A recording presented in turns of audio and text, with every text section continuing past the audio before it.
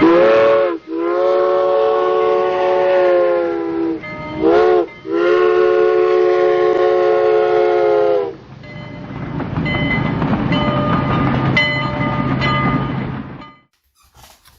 we're going to paint the walls of the branch station.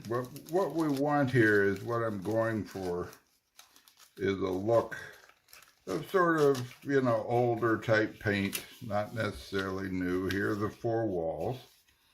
And this is a technique I've seen many people use. I got it from other people, actually. But I'd like to just show it in case you're not that familiar. Basically, what we start with is a wash. And this is about, keep in mind, this is India ink mixed with 91% isopropyl alcohol, which uses a 91%. I got this at Walmart. They sometimes only have the 70, but get the 91. It's not very expensive. And then I mix it with a non-waterproof India ink. And so and I have two versions. We'll see the darker version later, and I'm out of that, so I'll mix it. But the lighter version, these are just ball jars, 4 ounces. I'd say that's about 2 ounces or half a jar. And for the lighter version, I'll only put like maybe 1 drop of India ink in that amount of wash. Now, we start, I didn't bring my brush in, so I'm going to use a new one of my 10-cent brushes. Basically, we're just going to put this wash on, which will fill in the lines here. Gives it a little bit of a black background. Basically, and then we're going to dab, what I call dabbing the paint on with a sponge. And so depending on how much paint you put on, you get either a really needs painted station or not too bad a station, all the way to, if you put enough paint on, then you get a recently painted station. Although if I were going for that look, I think I'd use a whiter. I'm going to use this antique, antique parchment. Again, apple barrel. Got it at Walmart, 54 cents. That's a sort of an off-white for an older paint. If I were going for a newly painted building, I would definitely use a brighter white. So all we do to start with is take this mixture of alcohol and just brush it on. Just float it on there, get it on the surface, all over. This mixture I've got right now is pretty light, but it'll do. So it just takes a second, and we'll get all these done. It dries pretty quickly, because again, this is alcohol. So I can start painting not too long after I get this done. All right. Well, I'm going to do the other two and then shut down. So I'll shut down now to keep from boring you. It's been a few minutes, and our India ink wash is dried. So now what I'm going to do is, again, I'm going to use this antique parchment paint, shake it up. I'm going to put, you'll also need this is a sea sponge. They're expensive. I cannot find good source for them. I can't give you any help on that. They're more expensive than I would like them to be, that's for sure. I am experimenting with using artificial ones, but we'll see. But what you do is just dip it in your ink, pat it out some, and then put it on here. Now, you just pound away. And you want to make sure, the reason we're not doing this with a brush is we don't want to build up in those lines. I mean, those lines define our clapboard on this, or our boards on this thing, so we don't want to close those up. And if you do get too much on a particular place, you just rotate your sponge a little bit, or just keep moving, and it'll get it out. So I'm going to come back to this one. I wanted a little newer paint job than that's going to give me right now, so let that dry for a few minutes, or while I'm doing the other ones. Get on here on this one.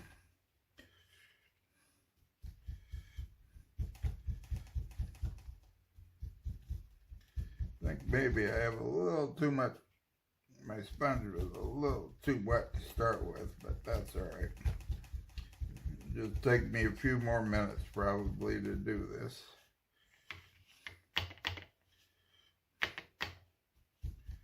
You can see the water coming out. So what I'm going to do is going to move to a new spot as far as my pounding spot.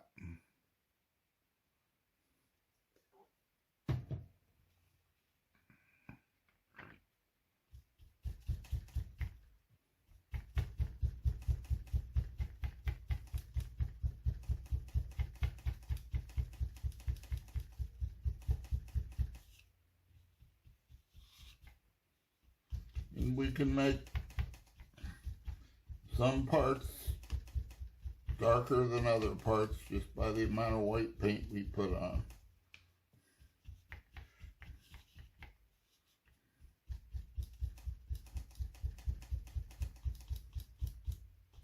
Like I say, if you want a fairly new painted thing, you just keep doing this and it keeps getting whiter and whiter.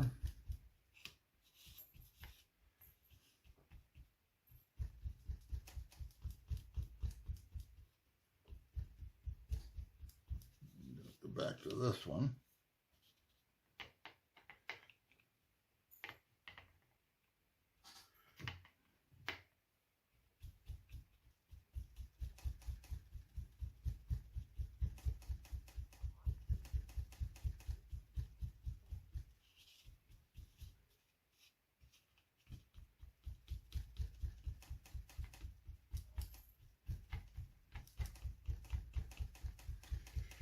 Should be saying something wise at this point.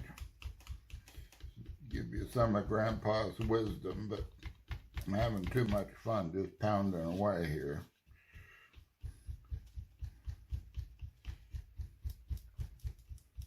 I did ask my son what I could do to improve my videos, and he said stop saying okay so much. And other terms I like to use. So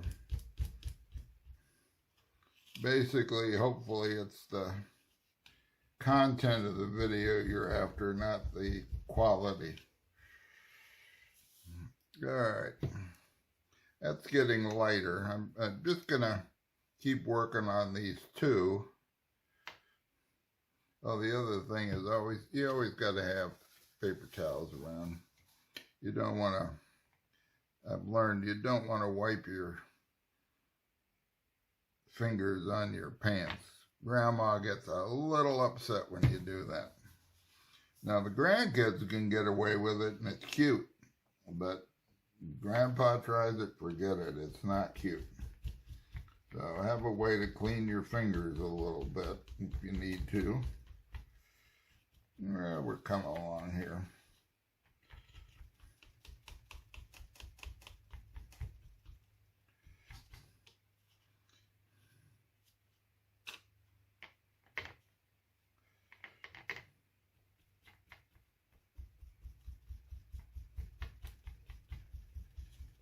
So you just keep pounding here and patting it on till you get what you want.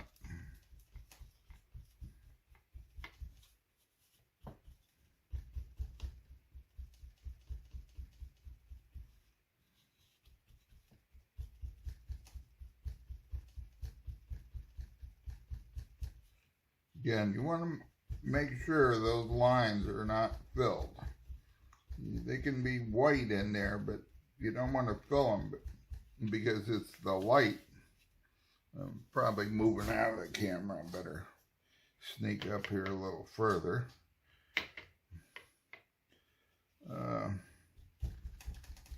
The light will catch it and you can see the lines unless you fill them. Now, we don't have to worry here right around the windows that much because our window fascia will cover those little, you can see the little holes there almost made by the laser as it started. So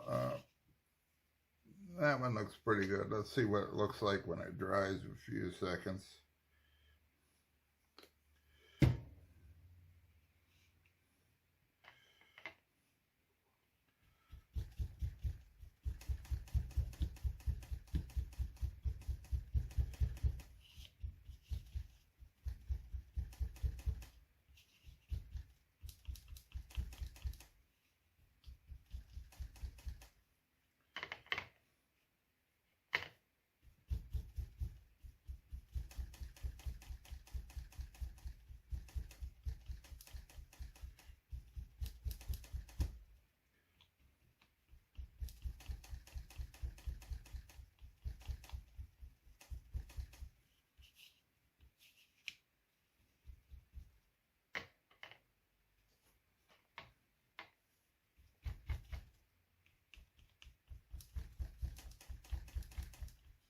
All right, so that's your basic technique.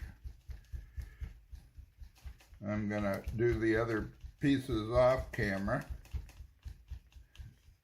Like I said, I don't feel like I got too much wisdom to give out today, so I'll just make it easier on you so you don't have to watch.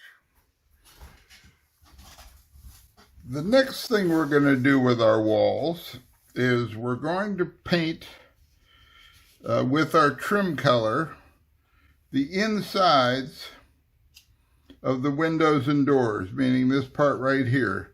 Now I'm going to do it from the back with a very small brush, and I'm going to come in for the back so I don't miss and make a mark on the front.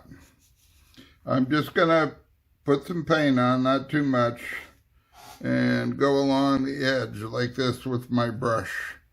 And it'll take a few coats to get that filled in, although there is some white in there which will help. But that part of the wall becomes part of the frame for our windows and doors. So that's something I want to do now. Eventually we'll put the trim around it.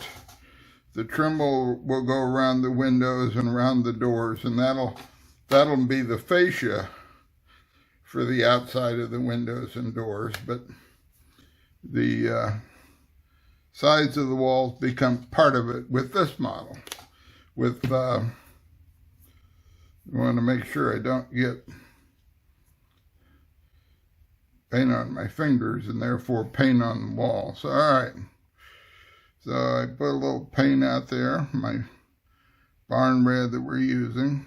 I'm actually going to stop for a second just to put on my glasses, these, so I can see a little better.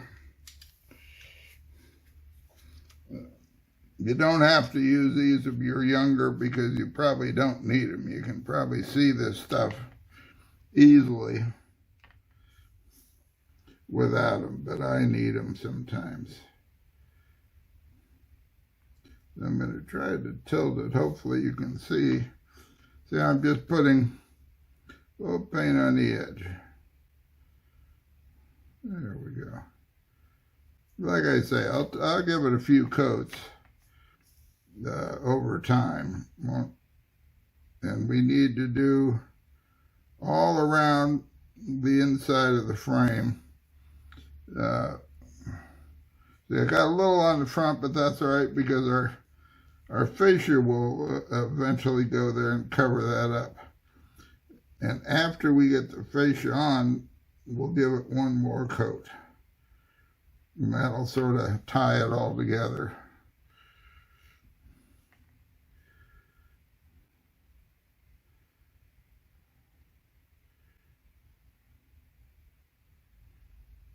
All right.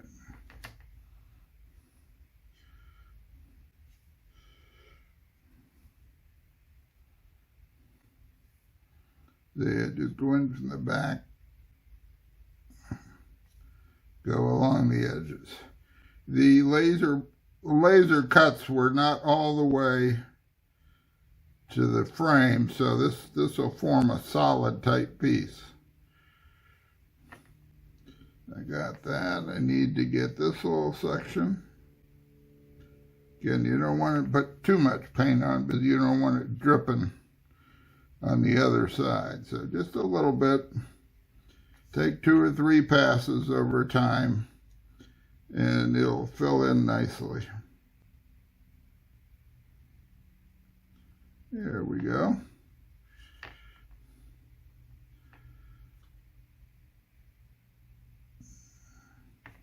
Again, these are the laser burn marks, so they have a tendency to absorb paint, so that's why it takes so many coats. All right, we'll put that out. Got to do the window. We want to do both windows and doors, so I'm going to do the window also.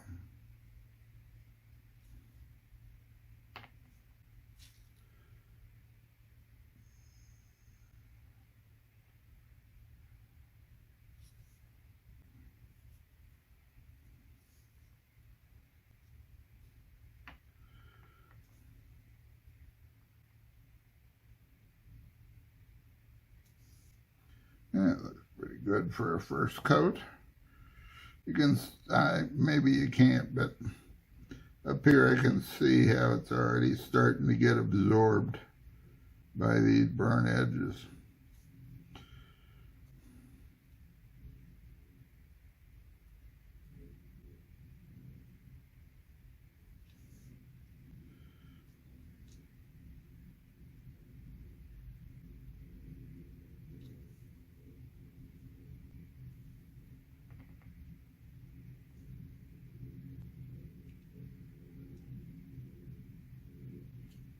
There we go. Let me check. We've gotten them all.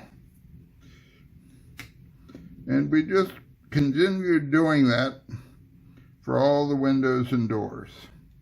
And I'm going to do that offline to keep from boring you. Plus, I think I got a little paint on my hands, so I want to wash my hands before I touch something and screw it up.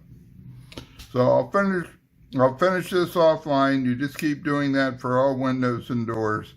And then we'll be back after this dries with the next step on the walls.